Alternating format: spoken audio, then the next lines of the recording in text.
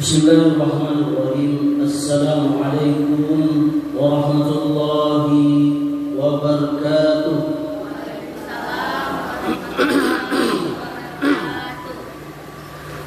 Innal hamdalillah nahmaduhu wa nasta'inuhu wa nastaghfiruh wa na'udzu billahi min shururi anfusina wa min sayyiati a'malina. Man yahdihillahu fala mudilla lahu wa man yudlil fala hadiya lahu. Wa asyhadu an la ilaha illallah wahdahu la syarika lahu wa asyhadu anna Muhammadan abduhu wa rasuluhu sallallahu alaihi wa ala alihi wasallam. Ya ayyuhalladzina amanu taqullaha haqqa tuqatih wa la tamutunna illa wa antum muslimun. Ibunda dan saudariku sekalian, jamaah Majelis Ta'lim kaum ibu Masjid Baitur Rahmah Kebun Kiwat yang dimuliakan oleh Allah. Alhamdulillahirabbil alamin. Pada kesempatan Sabtu di pekan kedua di bulan Desember tahun 2025 miladiah ini,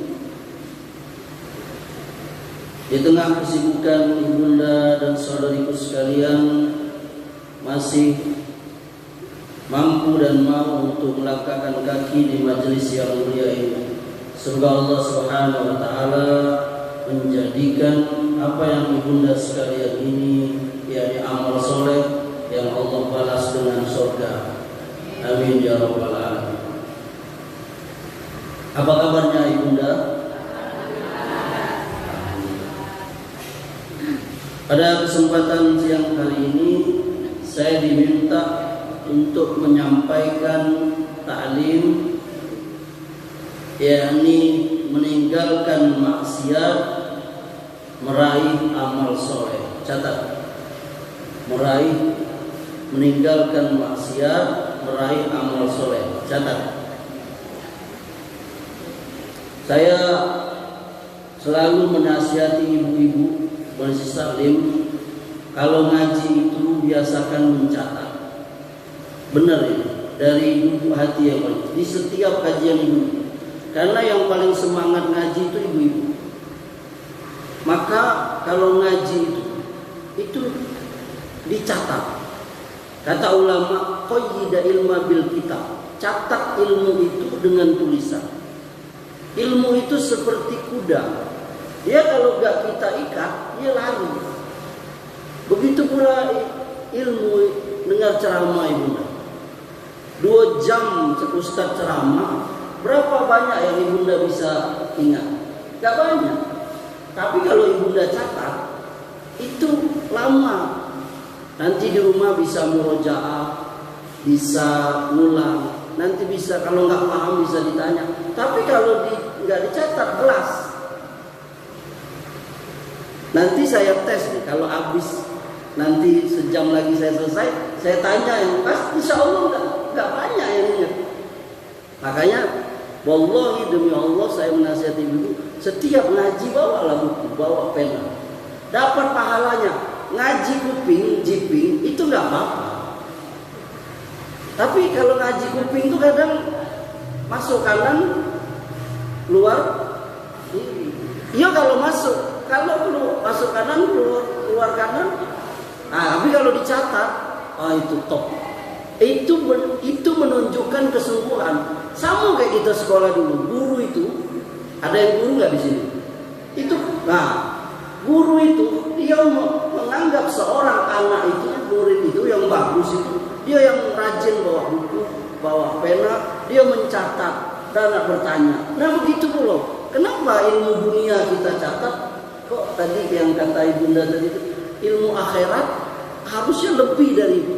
Kenapa? Karena ini untuk kebaikan kita dunia akhirat. Ini untuk kita masuk surga supaya kita terhindar dari neraka. Maka saran saya ibunda sekalian, untuk selanjutnya setiap ibunda ngaji di mana saja, kapan saja, siapkan buku, pena, masukkan ke dalam tas itu, biarlah di situ. Jadi setiap kamu catat. Gitu. Insya Allah ibunda siap. Saya kesini lagi nanti kalau diundang lagi, saya akan lihat. Ya. Yang pertama, maksiat itu artinya catat, yakni menentang, membangkang atau tidak taat.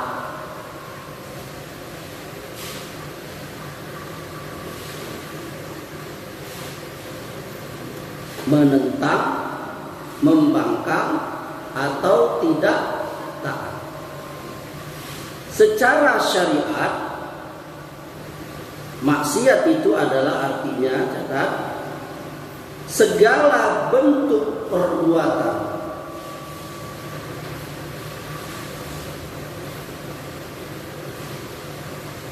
yang menyelisihi perintah Allah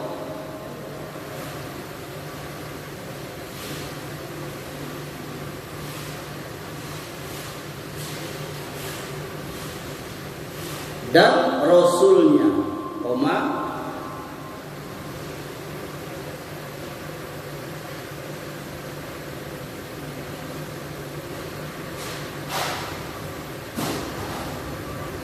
baik meninggalkan yang wajib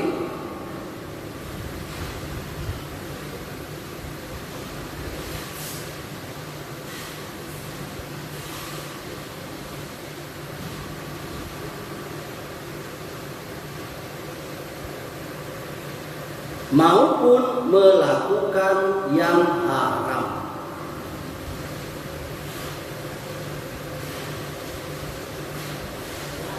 Saya ulang. Maksiat secara syariat itu artinya segala bentuk perbuatan yang menyelisihi perintah Allah dan Rasulnya, baik meninggalkan yang wajib maupun melakukan yang haram. Sudah? Oke. Yang kedua, itu yang pertama.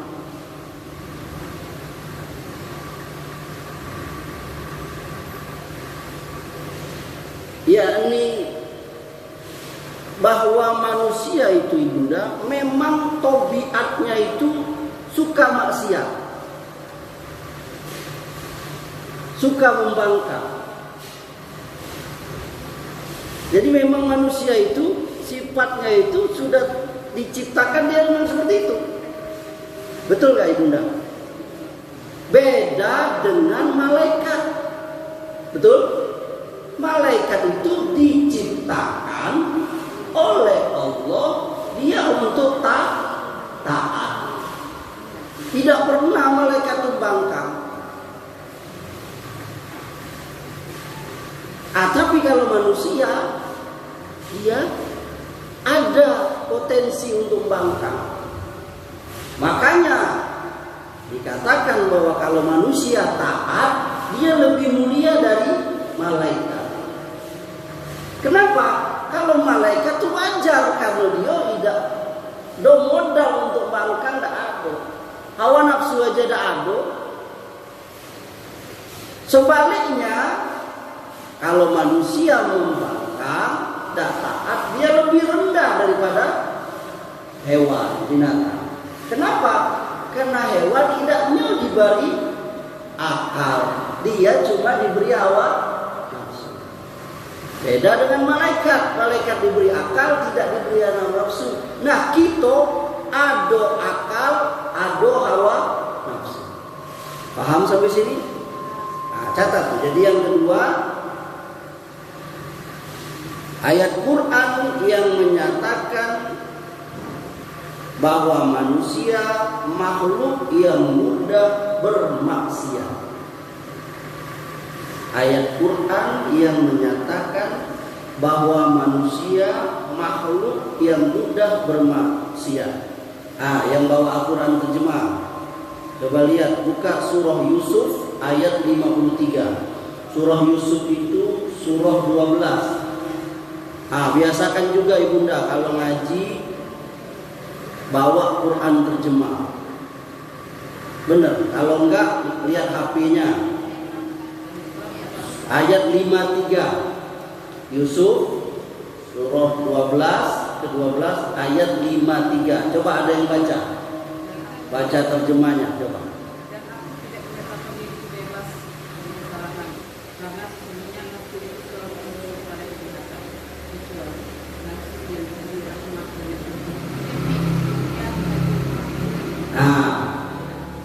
Itu. Wa ma ubarri'un nafs inna nafsa la amaratun bisu illa ma rahima rabbi inna rabbi la ghafurur rahim. Ulama tafsir beda. Apakah ini perkataan Zulaikha ataukah ini perkataan Nabi Yusuf? Allah alam.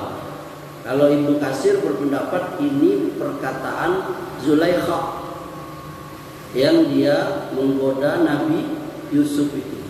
Sementara tafsir At-Tabari mengatakan tidak, ini perkataannya Yusuf. Kita enggak, tapi kita ambil pelajaran saja bahwa memang manusia itu ada kecenderungan mengikuti hawa nafsu, dan itu kita akui. Wa ma ubari'un nafs inna nafsa la amaratun bisu illa ma rahima rabbi. Kata Nabi Yusuf atau kata Zulaikha tadi, aku tidak membebaskan diriku dari hawa nafsu. Karena maksudnya memang aku ini punya hawa nafsu, kecenderungan. Dan nafsu itu selalu mengajakku kepada yang buruk. Kecuali nafsu yang diridhoi oleh Allah. Ya kan? Seperti nafsu syahwat. Manusia normal pasti ada namanya syahwat itu. Iya kayak gitu. Agama kita, Allah dan Rasulnya memberikan saluran satu cuman, yakni menikah. Menikah ini yakni laki-laki dan perempuan. Jadi kalau ada orang yang tidak mau menikah, maka dia menyelisihi penciptaannya. Atau dia menikah tapi sesama sejenis, laki kayak laki, betina kayak, itu menyerang. Paham sampai sini benar? Jadi memang kita memang berat, karena memang hawa nafsu kita memang ada. Itu yang namanya nafsu yang buruk.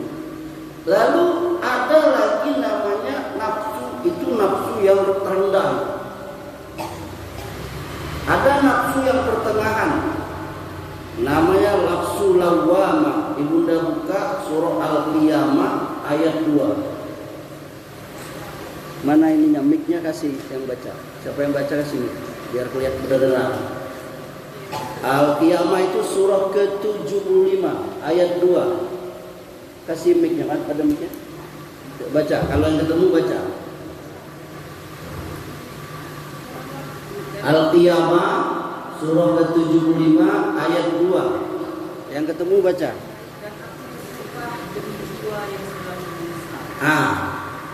Ada. Ini jiwa yang pertengahan. Kalau tadi itu sudah memang sama sekali dia nggak ada, nggak ada sama sekali. Ya ini dia blast saja. Ya ini maksiat itu, berbuat dosa itu. Maksiat itu kan dosa. Nah, yang kedua ini pertengahan. Dia ada kadang menyadari itu. Ya ini perbuatan ini salah. Perbuatan ini maksiat. Yang ketiga, ini nafsu yang tertinggi. Buka surah Al-Fajr ayat 27 sampai 30. Al-Fajr itu surah ke-89. Ayatnya 27 27 sampai 30. Itu ayat-ayat terakhir. Baca, yang ketemu baca.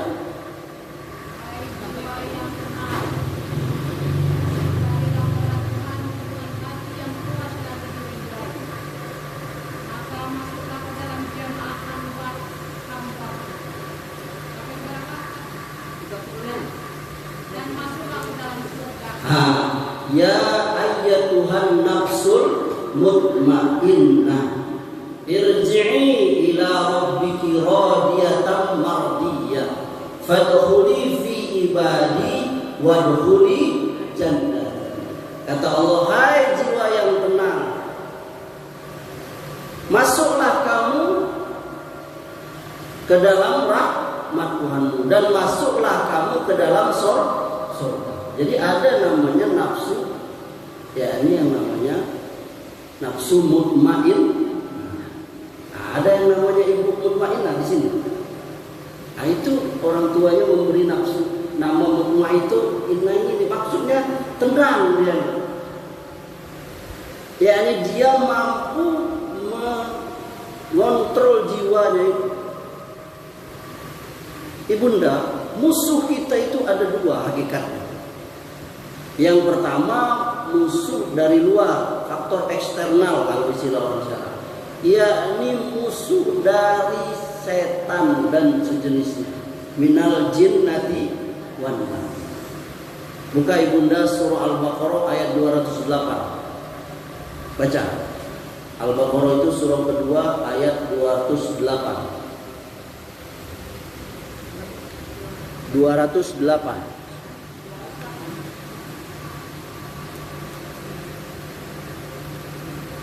Wahai orang-orang yang beriman, masuklah ke dalam Islam secara keseluruhan dan janganlah kamu ikuti langkah kafirkan. Dia musuh. Kata Allah, ya ayyuhallazina amanu dkhulu fis-silmi kafah. Hai orang-orang yang beriman, masuklah kamu ke dalam Islam itu secara kafah. Kafah itu apa? Totalitas, seluruhnya. Jangan hanya sholat saja. Itu yang paling penting. Tapi yang lain juga, cara berdagang, cara bertetangga, cara berumah tangga, cara mendidik anak tadi itu. Bahkan cara buang air, bayangin.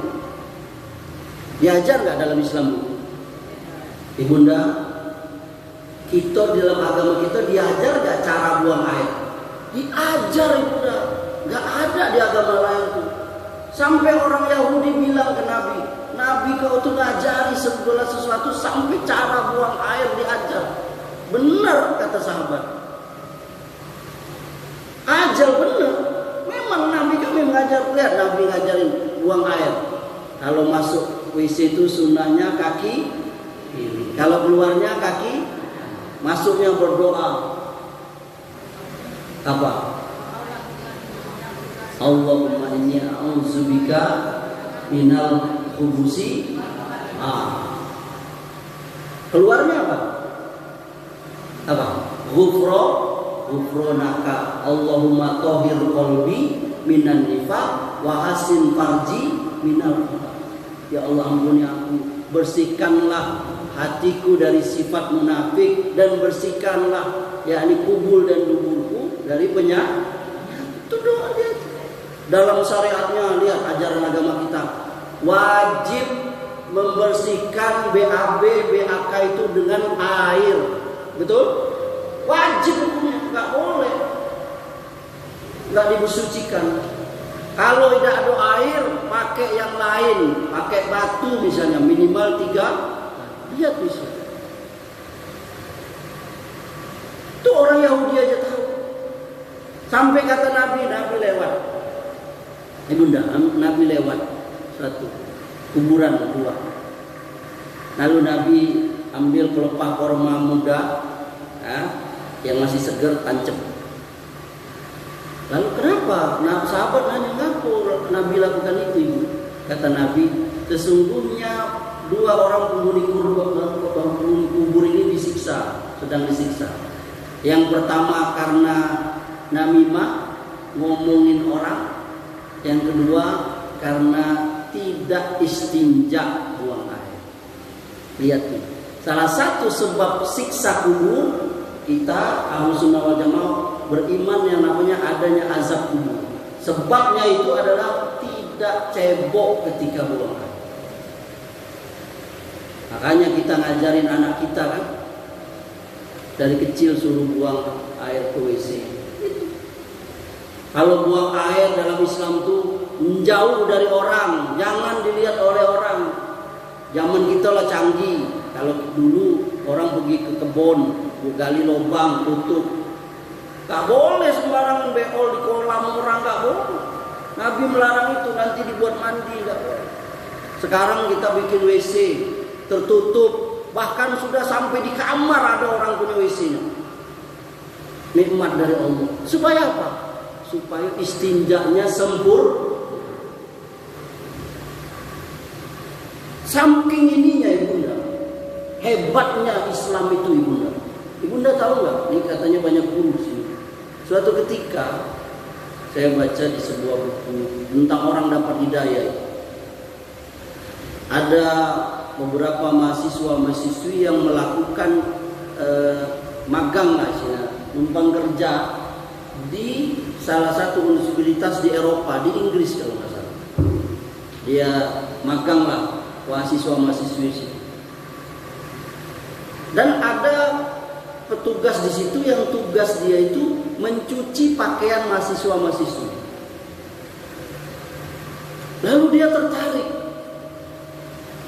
saat mencuci pakaian mahasiswa-mahasiswi Muslim ini dari negeri Muslim. Lalu dia panggil, maaf, dia pakai bahasa Inggris kan. Maaf. Kurang lebih dia nanya, kenapa Pak? Kata mahasiswa tadi, ini deh katanya, kok saya nyuci pakaian adik-adik ini kok enak ya, bersih gitu. Bagus ya, mahasiswa ini jawab bagus dulu dia.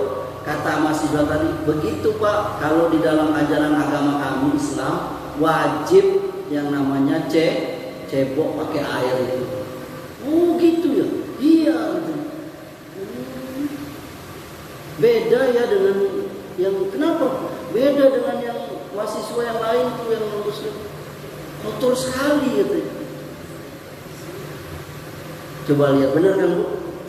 Coba lihat zaman sekarang nih. Hah? Kita ibunda yang pergi ke luar negeri katanya, saya enggak tahu. Kalau masuk WC itu enggak nyoaik. Cuman ada di tisu untuk itu makan, habis makan gelap. Allah. Sama cak masih bayi ada gratis. Wah, kalau bayi masih penting tisu basah, ikut tisu kering. Coba bayangkan kalau perempuan sedang haid. Ini ajaran kita, ajaran Islam itu bersih. Oh, kalau saya bahas ini menarik sekali nih, tapi tema kita bukan ini. Akhirnya bapak tadi itu masuk Islam gara-gara itu ya. Jadi kalau kita melihat Islam itu indah nih, cuma kita yang tidak tahu. Cara buang air aja diajar ibunda. Cara buang air aja. Jangan ngomong soal ekonomi. Ibu udah baca surah Al-Baqarah yang paling panjang itu ayatnya tentang apa? Jual beli. Kalau jual beli itu utang piutang itu catat. Itu ajaran Islam. Orang buang air aja diajar. Cara motong hewan, coba lihat Islam. Dengan hewan aja beradab. Kalau motong hewan itu diikat, dibaringkan, jangan dilihat oleh kawannya yang lain, dihadapkan kiblat sunnahnya. Harus pakai pisau yang tajam. Di mananya pakai nama Bismillah, Allahu Akbar. Itu Islam, beda dengan di luar Islam. Coba lihat, dibatuk kepalamu, dimasukkan dalam karung, dipukul nggak keluar darah. Ada yang dimasukkan air sampai muntah, ada yang disetrum, ada yang dibakar hidup-hidup. Bayangkan. Coba lihat Islam menghargai bahkan yang namanya cara itu. Nah Nah itu kapan-kapan kita bahas itu. Yakni kemuliaan Islam itu bagaimana. Kita bahasan tuh bukan ini sebenarnya, tapi saya sepertinya agak jauh tadi lari ke situ. Kita kembali ke tadi, yakni bahwa sifat manusia itu memang selalu berbuat salah. Itu dari Quran. Ada 3 ayat tadi kita sebut ya, surah Yusuf, surah Al-Qiyamah, dan surah Al-Fajr. Kemudian dari hadis Nabi, kata Rasulullah, setiap anak Adam itu pasti berbuat salah. Kullu bani Adam khata'un wa khairu khata'ina tawwabun. Setiap anak Adam itu pasti berbuat salah, buat maksiat, buat dosa. Dan yang terbaik itu adalah dia orang yang salah itu lalu dia bertaubat. Ini hadis riwayat Tirmizi dan lain. Ini Nabi yang mengatakan, ini Bunda, setiap anak Adam itu, semua manusia ini anak Adam, dia pasti berbuat salah. Jadi yang hebat itu bukan orang yang tidak punya dosa. Tunjuk tangan nih Bunda, saudariku, yang tidak punya dosa tunjuk tangan. Saya kasih hadiah duit. Tolong tunjuk tangan. Ayo Bunda, ada? Saya mau kasih hadiah. Ada? Gak ada. Semua manusia, kullu bani Adam khata'un. Kata Rasulullah, setiap bani Adam itu bersalah. Nabi pun pernah salah. Nabi. Tapi kesalahan beliau itu bukan karena mengikuti hawa nafsu, bukan. Kadang demi menyenangkan istrinya, beliau pernah ditegur. Nabi pernah bermuka masam dengan seorang sahabat, itu turun surah Abasa itu. Abasa wa tawalla, dia bermuka masam, ditegur langsung oleh Allah. Nabi salah itu. Tapi salah Nabi itu bukan kayak gitu. Yakni salahnya memang niat maksiat, wa nafsu bukan. Karena Nabi melihat pada waktu itu sahabat Abdullah ibnu Maktum ini kan ketemu Nabi setiap hari. Nabi sedang ngadoin pembesar yang mau masuk Islam tuh orang kafir itu. Datang kelak dulu kata kalau istilah gitu. Nah Allah tidak suka seperti itu. Makanya kita sama di hadapan kita menghormati, baik dia orang berpangkat, baik dia orang miskin. Jadi Bunda, yang hebat itu apa tadi? Bukan yang tidak punya salah. Yang salah itu, yang hebat itu, setiap dia salah dia minta maaf. Nabi itu Ibunda, dalam hadis itu beliau itu minta ampun kepada Allah, istighfar itu dalam sehari itu 70 kali minimal. Riwayat yang lain 100 kali. Ibunda berapa kali? Halo, berapa kali Bunda? Kita cuma 15 kali. Habis sholat zuhur, astagfirullah, astagfirullah, astagfirullah. Habis sholat asar, astagfirullah, astagfirullah, astagfirullah. Habis sholat maghrib, astagfirullah, astagfirullah, astagfirullah. Habis sholat isya, astagfirullah, astagfirullah, astagfirullah. Habis sholat subuh, astagfirullah, astagfirullah, astagfirullah. 3 kali 5, 15 kali. Berapa ini? Maka paling banyaklah istighfar itu. Ibu enggak apa-apa lagi ngaji. Ustaz boleh nggak kamu ngaji saya istighfar? Boleh. Daripada bengong-bengong aja. Sambil jalan, sambil masak. Ada kisah menarik. Suatu ketika Imam Ahmad nih, riwayat Imam Ahmad langsung, imam besar, salah seorang dari 4 imam yang terkenal. Imam Ahmad suatu ketika dia duduk di rumahnya, tiba-tiba Allah gerakkan hatinya untuk berjalan ke suatu tempat. Jalanlah dia ke negeri itu. Dia bergerak aja oleh Allah, tidak dunia, tidak apa dulu, Allah gerakkan. Sampailah dia. Masuk waktu sholat, dia sholat isya. Ketika habis sholat Isya, dia nak numpang tidur di situ, diusir oleh pengurus masjid. Tidak boleh kau tidur di situ. Karena memang zaman itu tidak ada zaman sekarang. Jadi ulama itu namanya aja dikenal, orang tidak tahu yang mana karena belum ada foto, belum ada medsos sekarang ini. Kayak saya punya YouTube, saya punya, bisa orang di luar negeri pun bisa nonton YouTube saya. Imam Ahmad nggak ada.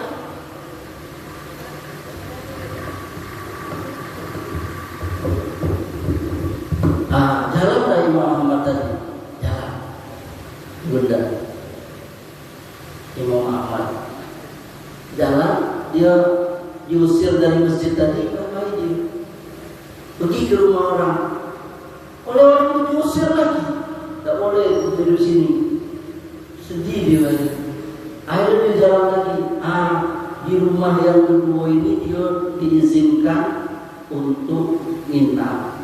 Oleh penghuni rumah itu baik. Rupanya penghuni rumah ini gawinya tukang buat roti, tahu roti dari tepung ini terus dipanggang, itu betul. Diperhatikan oleh Imam Ahmad. Lidah bapak tukang buat roti ini tidak kering, basah terus istighfar. Astagfirullah, astagfirullah, astagfirullah, astagfirullah, astagfirullah, astagfirullah. Lalu begitu takjubnya Imam Ahmad melihat bapak tadi, Imam Ahmad ngecek kepada bapak, Pak, bapak selalu seperti ini. Iya, saya selalu istighfar. Dalam kegiatan saya sehari-hari itu selalu istighfar. Saya kata Imam Ahmad, saya ini baca Quran, saya tahulah hadis bahwa salah satu hikmah atau manfaat orang yang istighfar itu sering minta ampun itu, jadi doanya dikabul oleh Allah. Kata Imam Ahmad. Iya. Terus bapak gimana? Iya, saya seluruh doa saya dikabul oleh Allah. Cuma satu yang belum dikabul. Apa Pak? Saya kepengen ketemu Imam Ahmad. Jawabannya, iya Pak, iya. Ya Allah, kalau kata Imam Ahmad, malam ini bapak dikabulkan doanya. Tahu dah bapak, aku saya bisa nginap di rumah bapak, numpang nginap. Cerita itu saya, ya, zaman itu kan saya bilang tadi, zaman itu namanya orang dikenal, tapi orang yang ada tidak tahu. Saya di rumah, tahu-tahu digerakkan oleh Allah untuk pergi ke sini daerah bapak ini. Sampai saya diusir, tidak boleh nginap di masjid, tidak boleh nginap di rumah orang, sampai ke rumah bapak. Allah nak ngabuli doa bapak tadi, istighfar bapak tadi. Saya lah Imam Ahmad. Jawab lihat ibunda. Jadi ibunda terjawab ya. Salah satu asbab, yang sebab doa kita dikabul oleh Allah apa ibunda? Banyak istighfar. Ya, jadi kita kembali ke tadi, orang yang hebat itu bukan orang yang nggak ada dosa. Karena yang nggak ada dosa itu cuma malaikat. Yang hebat itu dia tiap berdosa minta ampun kalau berdosa lagi. Itulah iman itu yazid wa yanqus. Iman itu turun. Nah, itu iman itu. Nanti ibunda ngajinya seolah-olah surga itu di depan mata, seolah-olah neraka itu terlihat. Tapi begitu pulang ke rumah, lalai lagi. Begitu. Bulan Ramadan kita taat, nanti di luar. Itulah manusia. Begitu kita tetap istiqomah. Buat salah, istighfar. Allah pasti memaafkan kita. Kecuali dua hal sudah ada. Pertama, kiamat kecil, yakni nyawa sudah sampai tenggorokan. Yang kedua, matahari sudah terbit di mana? Di bawah. Nah, kalau dua ini terjadi, tidak lagi diterima istighfar kita.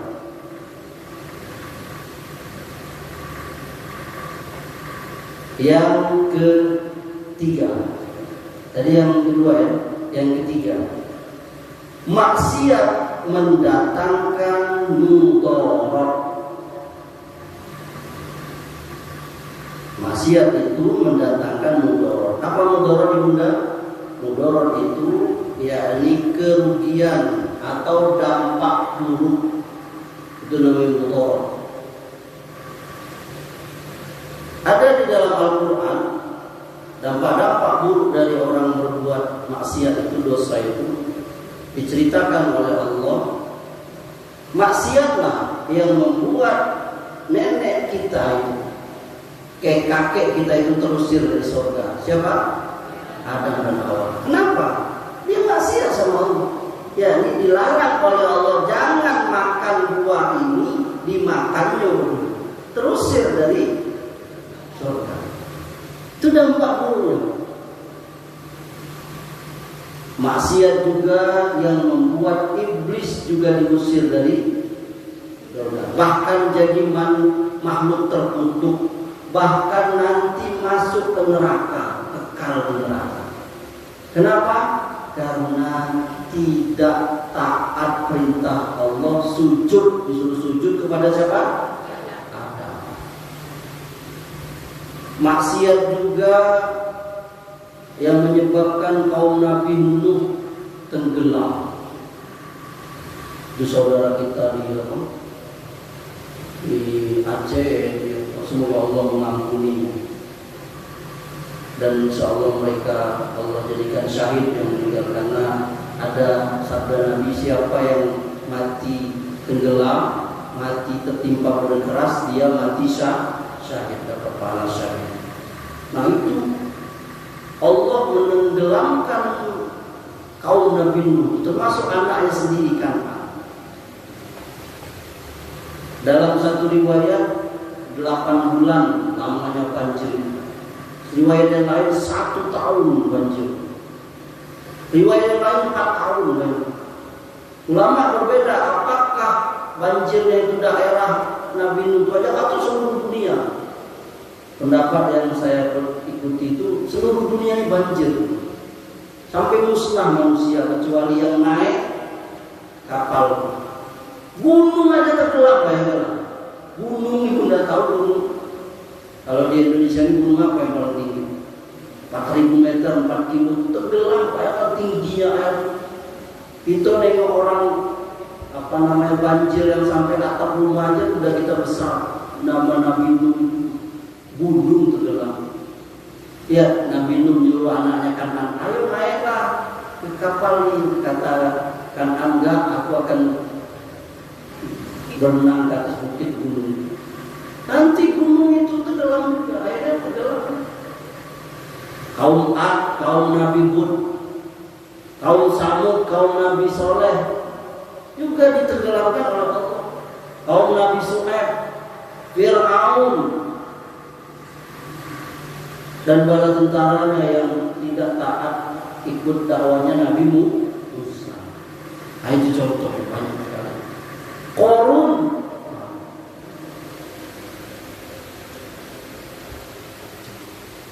nah itu ada di dalam Al-Quran. Kemudian dampak buruk kalau di dalam hadis itu ada yang diriwayatkan Imam Tabrani dari sahabat Ibnu Abbas. Rasulullah SAW beliau pernah berkata, tidaklah suatu kaum mengurangi timbangan, Allah akan mencegah turunnya hujan. Nah, berarti kalau ada kemarau, ini menurut hadis ini itu penyebabnya banyaknya orang yang mengurangi timbangan. Ibunda tahunnya yang galak pergi ke belanja ke pasar minggu, panorama, kan sering ibunda berutuk sampai rumah kan. Cuma kok Ustaz tahu ya, ini saya juga, saya sering ke pasar ke istri saya. Di pasar 2 kilo, pas sampai rumah ditimbang lagi cuma 1 kilo, kurang 10. Nah, coba lihat, akhirnya disumpahin kan. Padahal cuma berapa untuk ini. Kemudian kata Nabi, tidaklah zina ada di suatu kaum melainkan kematian tampak pada mereka. Coba lihat penyakit-penyakit yang mengerikan dari akibat zina.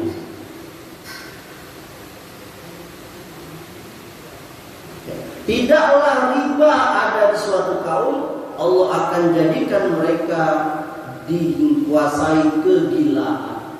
Jadi banyaknya orang itu sebab riba itu merajalela orang gila.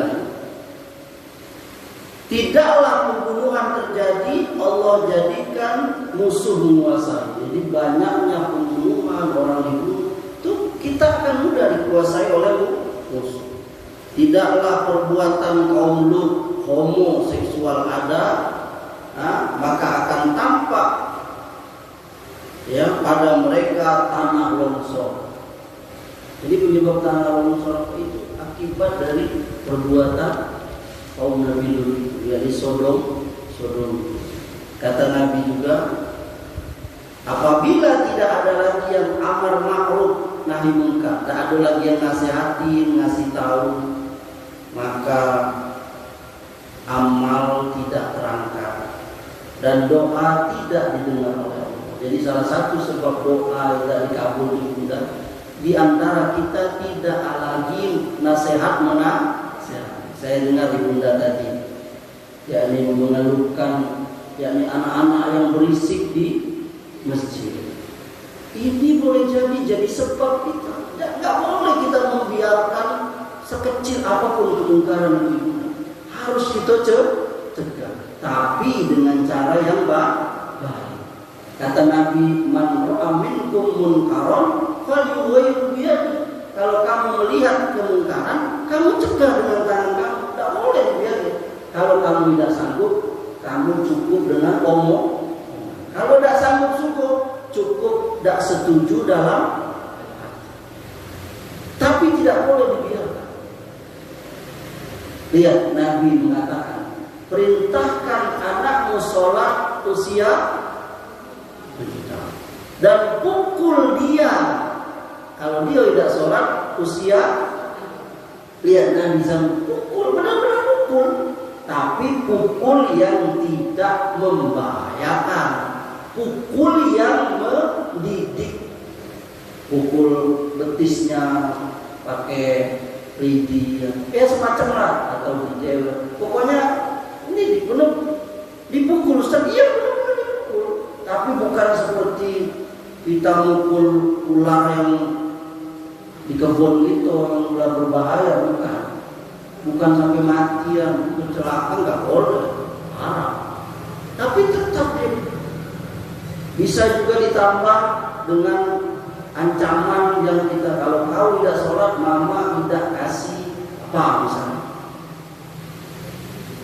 Sebaliknya dikasih iming-iming baik juga, kalau kau rajin sholat, mama akan belikan kau apa misalnya. Kalau yang namanya manusia itu suka gitu, ya kan? Ibunda suka nggak dikasih hadiah sama ayahnya? Sering kasih hadiah? Hah? Kok udah jawab? Wah, kasihan sekali deh. Suka, istri itu suka dikasih hadiah sama suaminya. Walaupun hanya dia bawain baru pergi dari mana Kak Nina?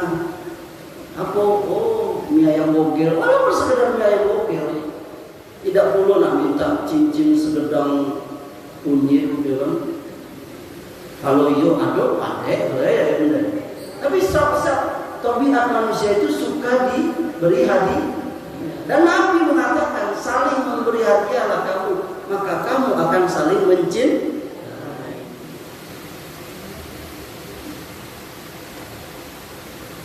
Oke.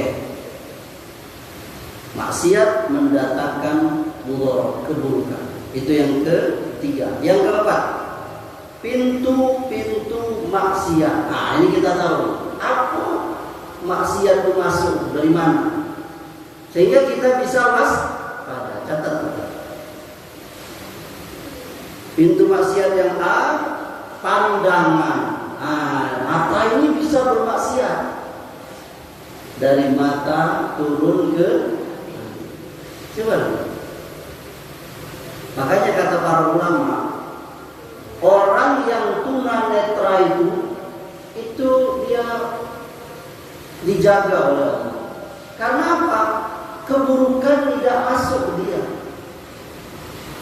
Betul kan? Dan yang paling jelek itu ya tunarungu. Karena informasi gak masuk, tapi matanya melihat. Itu makanya orang tunarungu, maaf bukan biasanya dia bisu, ya kan? Itu lebih berat.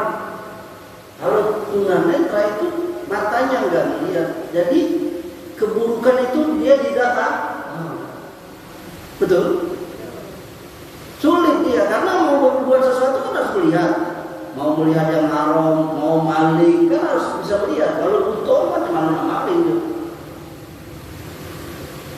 Maka harus dijaga pandangan. Makanya di dalam Al-Quran itu pintu ini harus dijaga. Salah satunya ada di surah An-Nur. Coba baca. Surah An-Nur itu surah ke-24 ayat 30 dan 31. Coba baca. Ada yang baca?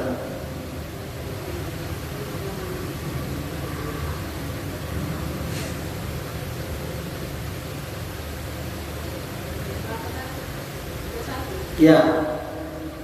An-Nur ayat 30 31.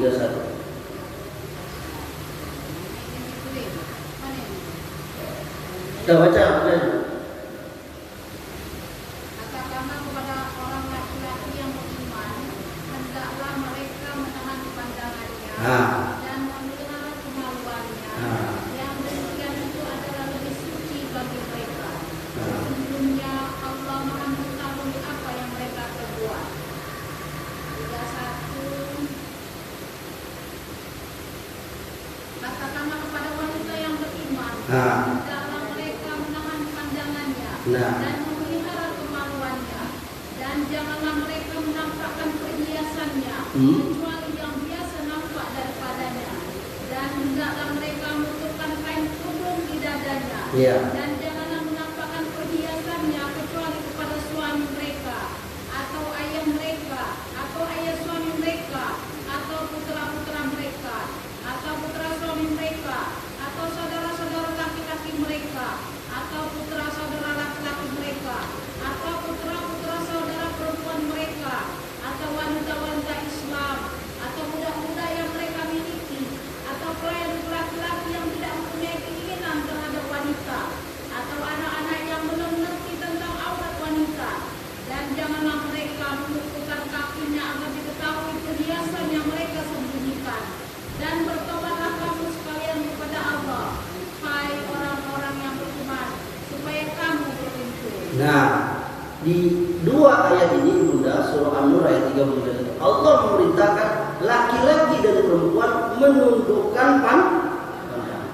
Karena pandangan ini dia panah syaitan, dia pintu maksiat. Betapa banyak perbuatan-perbuatan dosa itu diawali dengan melihat. Kalau istilah ada kiai kondang itu Zainuddin MZ, aku lihat, aku dekat, aku sikat, ya kan? Coba kalau dia nggak melihat, makanya pandangan ini bahaya. Ini bukan hal masalah aurat saja, bukan, bahkan dalam segala hal. Kenapa ibunda yakni jadi tidak cinta lagi dengan ayahanda atau berkurang cinta? Karena nggak jaga pandangan. Karena ibunda banyak nonton sinetron Korea yang laki-lakinya mukanya terbuat dari lilin itu, lalu ibunda bandingkan dengan ayahanda di rumah, lalu keburu laki-laki. Itu akibat ibunda memuaskan pandangan kepada artis Korea. Sehingga makanya kata para ulama, laki-laki, kami juga laki-laki. Saya mewakili karena cuma saya satu-satunya laki-laki. Laki-laki itu kenapa dia tidak terpuaskan dengan istrinya itu, bahkan terkena penyakit impotensi? Kata para ulama, salah satunya karena dia memuaskan syahwatnya dengan melihat wanita-wanita yang bertebaran di jalan-jalan. Bahkan sekarang bukan di jalan, di kamar-kamarnya, di kantong-kantong baju dan celana itu, yakni lewat HP yang dia scroll itu. Sehingga syahwatnya kan sekarang apa yang nggak ada di sini? Aurat perempuan.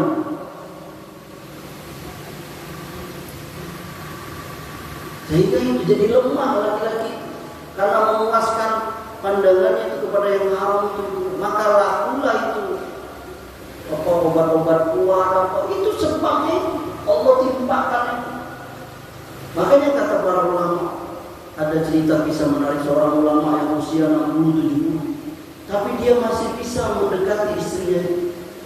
Salut, masih bisa ya dia umur 60, tapi kata dia, aku dari muda tidak pernah melihat yang bukan aku. Jadi dia menganggap istrinya itulah yang paling cantik. Tidak pernah dia lihat. Coba lihat. Ini berbahaya nih.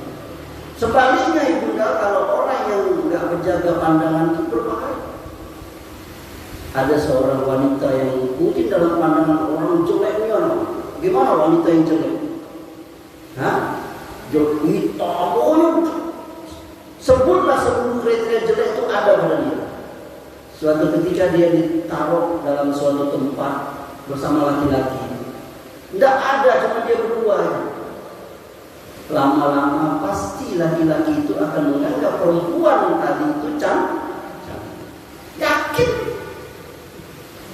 Karena perempuan itu kata Rasulullah, setiap dia keluar pasti setan akan menghiasi dia. Ini kalau kita bahas ini berapa menit lagi asal? Yang pertama pintu maksiat itu pandangan. Yang kedua bisikan jiwa. Tadi sudah kita bahas. Yakni jiwa itu ada 3 tadi. 2 lawan 1 dalam hal yang normal. 2 lawan 1 siapa yang kalah? 1 itu. Makanya hati-hati dengan jiwa ini. Kita harus bisa mengontrol jiwa. Makanya tadi istilah pembawa acara tadi, mari kita dengarkan santapan rohani. Maka hati-hati memberi santapan kepada rohani. Bahaya itu. Kita santapan jasmani aja salah. Bahaya nggak untuk jasmani? Bahaya. Ibunda makan terlalu pedas, bisa mencret. Bahaya untuk jasmani. Nah, bagaimana kalau yang ibunda masukkan tuh ke dalam jiwa itu makanan jiwa itu yang kotor? Apa makanan jiwa yang kotor itu misalnya? Dosa-dosa, ngomongin orang, ghibah.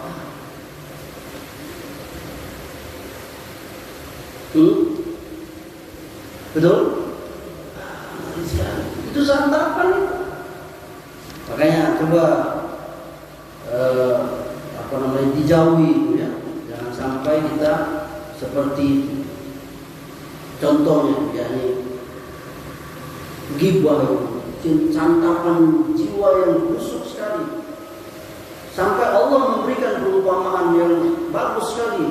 Coba ibunda ada yang buka surah Al-Hujurat. Al-Hujurat itu surah 49 ayat 11-12. Coba baca. Ada yang baca. Al-Hujurat surah 49 ayat 11-12.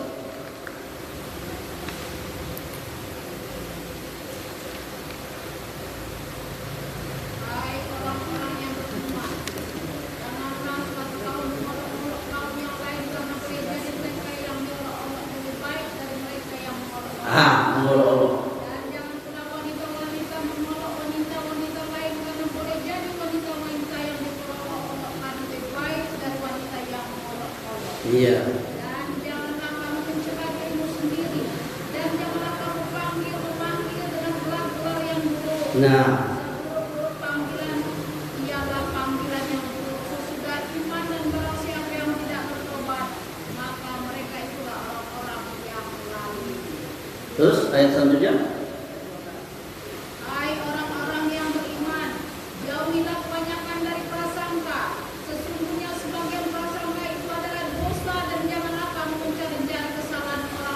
Dan janganlah sebagian kamu menggunjing sebagian yang lain.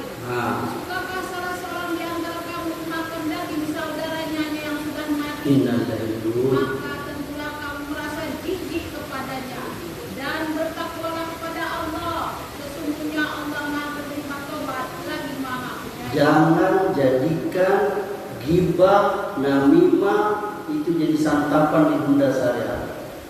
Dulu kalau ibunda mau ghibah, ngomongin keburukan orang, harus kumpul di rumah orang, di tetangga sambil nyari butuh. Ini enggak, cuma lewat grup WhatsApp. Ini si anu tuh anu uyunnya anu. Nanti di hari kiamat jempol ibunda tuh diberikan kamu. Demi Allah saya menasihati diri saya, istri saya dan ibunda sekalian, taubatlah ibunda dari makan bangkai. Cuma satu yang kita tahu orang makan bangkai itu Sumanto. Itu pun dia sudah taubat. Mau ibunda makan bangkai? Ngomongnya tetangganya sendiri. Yuk, mobil baru yuk. Pasti kredit 15 tahun itu pasti. Apa urusanmu? Nggak kredit 10 tahun, 5 tahun, 12 tahun, itu duit-duit itu. Gak perlu ibunda ghibah. Habis bahan ngomongin tetangga, ngomongin kawan, lakinya dewe dia ngomongin.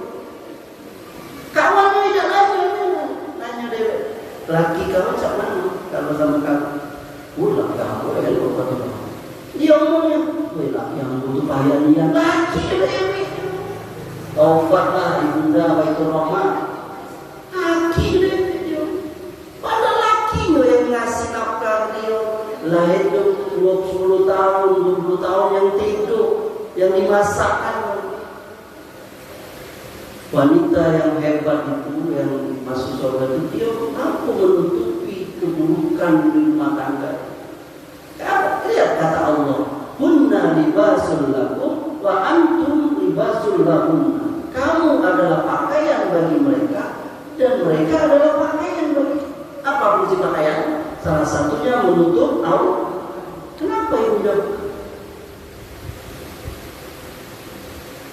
Jadi karena banyak perempuan yang masuk di dosa ini, maksiat ini, ngomongin orang. Ayo. Sampai di penjelasan para ulama itu, yang namanya ghibah itu, namimah itu, walaupun hanya kedipan mata, lirikan mata, itu ghibah bisa. Ada perempuan lewat dia, matanya berkedip, itu ghibah itu, walaupun tidak leceh. Kok ketahui bunda? Ngalaman.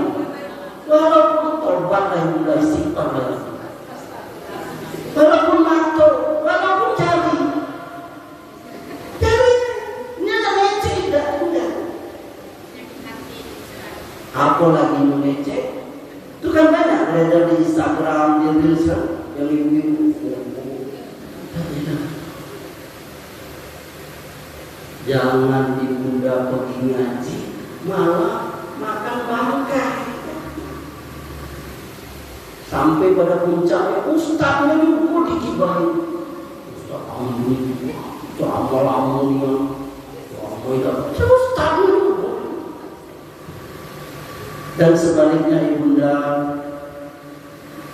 kalau ibunda diomongin orang, apa ibunda bilang? Alhamdulillah. Kenapa? Karena itu transfer pahala. Kata Rasulullah, nanti ada orang yang bangkrut, muflis di akhirat. Salah satunya itu yakni orang yang suka ngomongin keburukan orang. Nanti pahala dia ditransfer ke orang yang dia ghibah. Ibu kalau ngomongin ibu ini, pahala ibu itu habis, pahala itu ditransfer, dosa ibu ini ditransfer balik. Jadi kalau ibu, mama diomongin tadi di warung, aku dengar kece aku, tidak perlu ibu marah-marah, bawa pegangan besar, Allah besar. Sama berarti ibu. Sudah, nah, alhamdulillah mama dapat transfer Pak. Kan ibu udah senang kalau dapat transfer duit dah. Dapat transfer duit senang. Ikut transfer Pak ya. Nah, ini kalau tidak cukup, alhamdulillah suatunya 2 jam. Tapi karena sudah masuk order, asal. Oh, kalau ada mau tanya jawab silakan. Ada yang mau? Itu baru poin berapa tadi? Insyaallah kita lanjutkan kalau ada waktu kapan-kapan ya. Pintu maksiat tadi apa? Pertama pandangan, bisikan jiwa. Ada beberapa lagi ya. Karena waktu sudah cukup. Ada yang ingin bertanya silakan. Ya.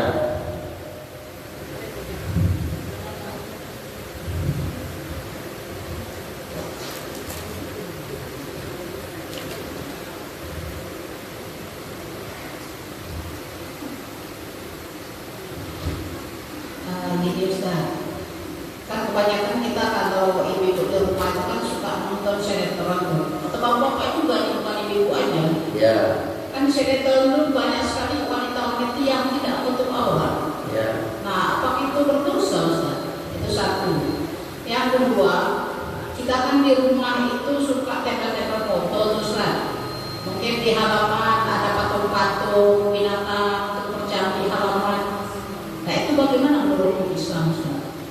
Terus kami betul ibu-ibu ini kalau udah ngumpulin pasti dibalut walaupun kata seperti bersama aja. Iya, kita bagaimana menjaga rasa ya dulu ya. Nah, itu bagaimana menghindarinya itu Ustaz?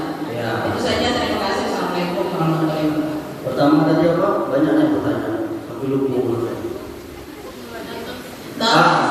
Iya, ngapain? Coba buka Ibunda surah Al-Mu'minun ayat 3. Coba baca Ibunda Al-Mu'minun ayat 3. Ibunda yang bertanya. Baca Al-Mu'minun ayat 3. Al-Mu'minun itu surah ke-23 ayat 3.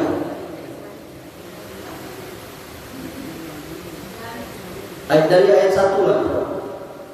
1, 2, 3. Sesungguhnya beruntunglah orang-orang yang beriman, yaitu orang-orang yang khusyuk dalam sholatnya, dan orang-orang yang menjauhkan diri dari perbuatan dan perkataan yang tiada berguna. Qad aflahal mu'minun. Beruntunglah orang yang beriman.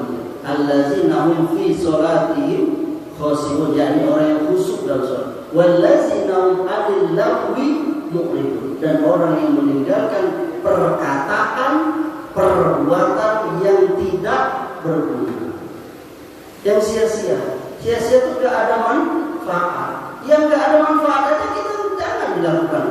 Jadi seorang mukmin itu melakukan apa yang bermanfaat. Apalagi yang dosa seperti tadi itu, nonton film. Film itu kan banyak ada ini. Apa namanya, apalagi yang film-film yang perselingkuhan kan gitu kan.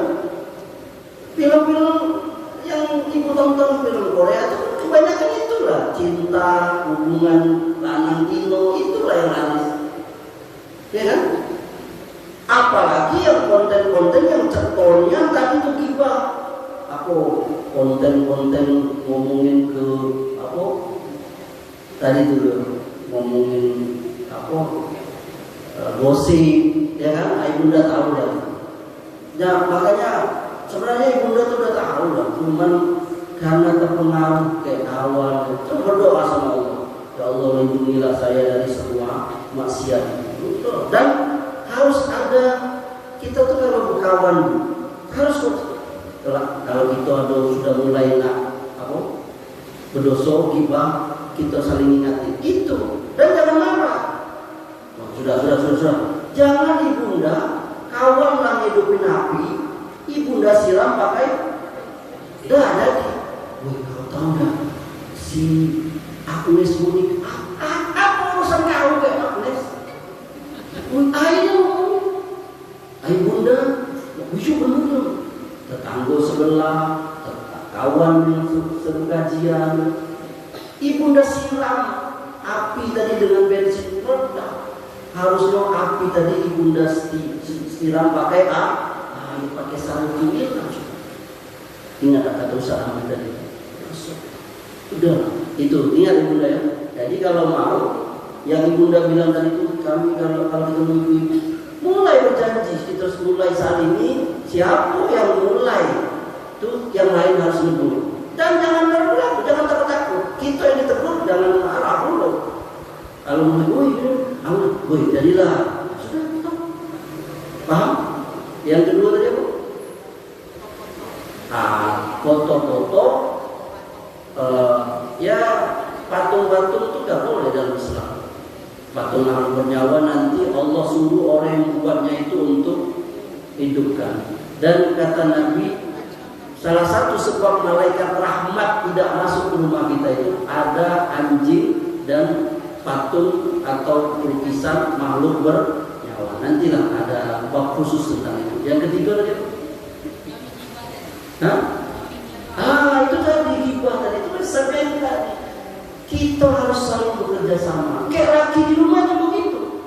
Kalau mulai bang, kak, mas, ayah. Kalau bunda, adik, lalu mulai ngomongin orang, apalagi ngomongin dulu dewe, tetangga dewe, kawan dewe, tolong, bibir saya, laki dewe tidak apa-apa ya, tolong bibir saya, oh ya siap, kata. Abang juga kalau mulai abang ini saya mulai bibir abang saya buat pakai janji itu namanya wa ta'awanu 'alal birri wat taqwa. Saling tolong menolonglah kamu dalam perbuatan takwa.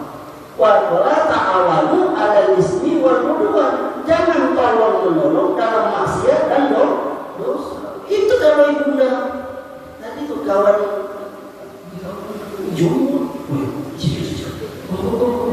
Itu kalau menolong dalam dosa. Stop gosip, stop riba. Salah satu penghapus dosa, menghapus pahala, menghabiskan pahala amal riba. Sudahlah amal sedikit. Baca Quran sehari sejuz ada, 10 juz ada. Baca Quran sehari tidak mau riba 3 jam. Mana udah bangkrut. Banyaklah istighfar. Itu bukan berarti tidak boleh ngobrol, bahas pengajian, bahas mulut itu kita yang atur. Kalau sudah mulai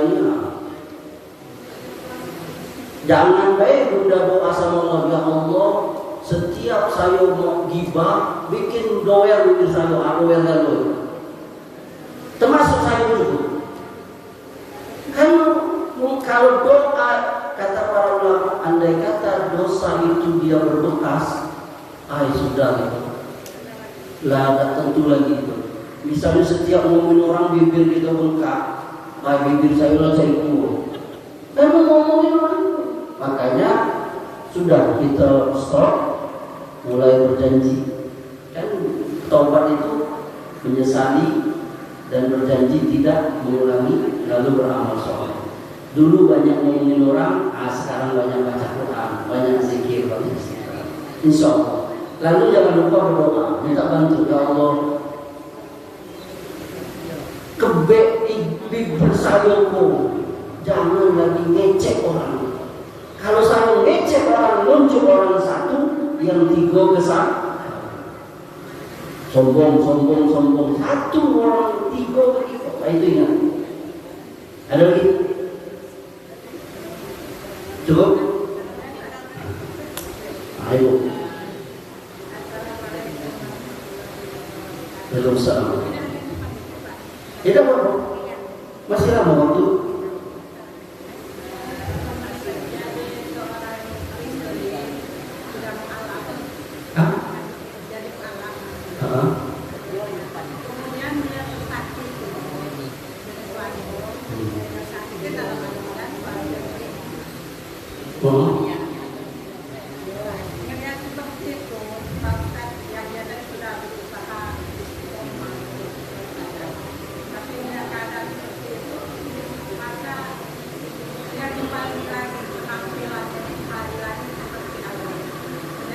lagi menuntut Allah.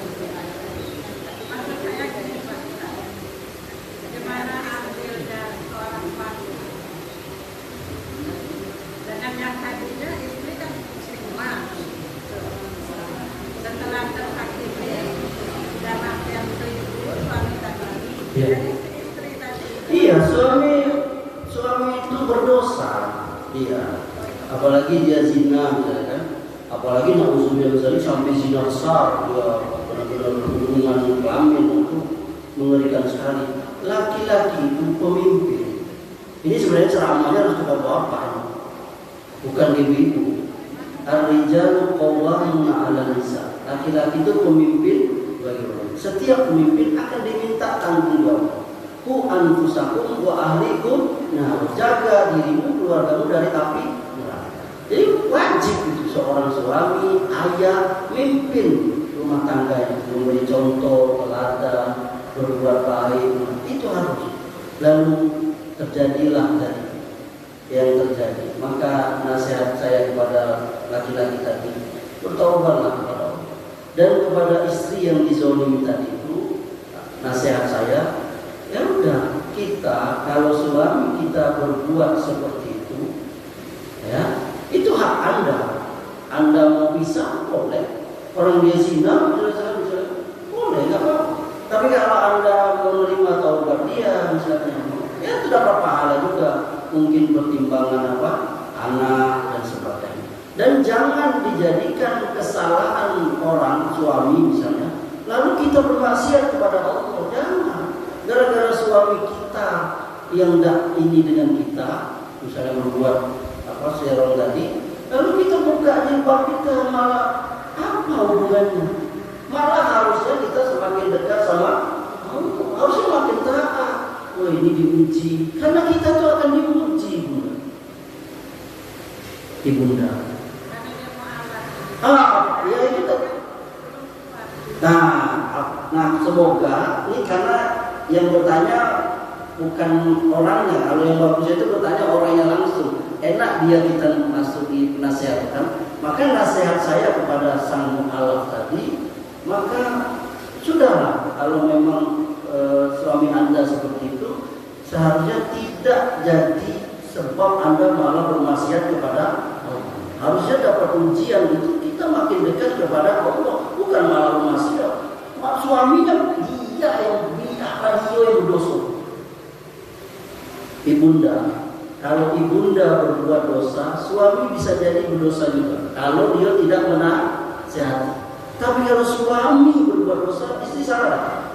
Tidak, karena yang memimpin itu siapa? Maka semoga Allah memberikan hidayah, kesabaran kepada ibu atau istri yang mu'alaf tadi. Dek karena perbuatan apa suaminya tadi malah dia berbuat. Sebenarnya itu kita sangat menyesalinya. Itu ujian semua. Dan saya nasihat kepada ibunda, ingatlah kita ini akan diuji. Ibunda diuji suami. Suami baik dapat ujian anak. Suami baik, anak baik dapat ujian mertua. Ada tak mertua yang jahat? Ada tak mertua yang jahat? Aku itu ujian begitu. Kayaknya wajah-wajah ini wajah-wajah baik dalam mertua. Pasangan suami baik, anak baik, mertua baik dapat ipar yang ujian itu. Suami baik, pasangan baik, anak baik, mertua baik, ipar baik, ketanggung. Ingat, saya sedang diuji. Wah ya, memang berat. Ada pembahasan khusus ya, ini ujian. Menarik itu, insya Allah kalau kita berusaha. Cukup ya? Cukup Ibunda ya?